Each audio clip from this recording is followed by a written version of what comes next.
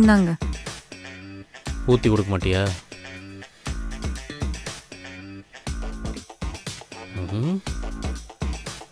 பழக்கம் இல்லைன்னு சொன்ன. அப்பா. ஓ,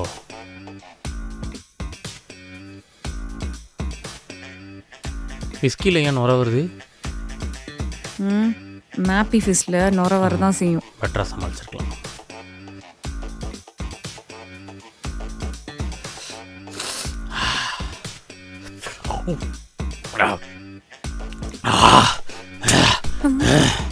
பைத்தியக்காரனடா நீ. இன்னொரு வாட்டி ஊத்து.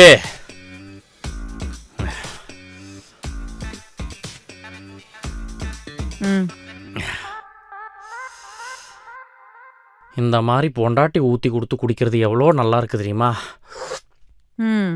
இருக்கும் இருக்கும். நீ குடிச்சு குடிக்கிறியா? நானா? ஆஹா, ரூலை மறந்துட்டியா? நான் என்ன சொன்னாலும் கேட்கணும். சமயம் இது கல்யாணம் பண்ணதுக்கு என்னென்னலாம் பண்ண வேண்டியதா இருக்கு. என்ன இவ்ளோ கசக்குது? அதுவா, போலியோ சொட்டு மருந்து குடிச்சாதான் கால் வழங்காமல் போகாமல் இருக்கும். ஆனால் ஒன்று, நான்லாம் நினச்சி கூட பார்த்ததில்ல தெரியுமா, இந்த மாதிரி நம்ம 2 பேரும் ஒன்றா உட்காந்து குடிப்போன்னு. ஆனால் எனக்கு இது ஒரு மாதிரி பிடிச்சிருக்கு. எப்படி காலையிலேருந்து என்ன வேலை வாங்கி குடும்பப்படுத்தினீங்க அப்படியா? அது சும்மா உன்னை வெறுப்பேற்றுறதுக்காக பண்ணதுரி. ஆமாம், நான் ஏன் உன்னை வெறுப்பேற்றினேன்? நீ ப்ரெக்னென்ட்டுன்னு போய் சொல்லி என்னை பழி வாங்கிட்டு இருந்த, அதான் அப்படி பண்ணேன். அது உன்னோட அட்டென்ஷனுக்காக சும்மா விளையாட்டுக்கு அப்படி பண்ணேன்.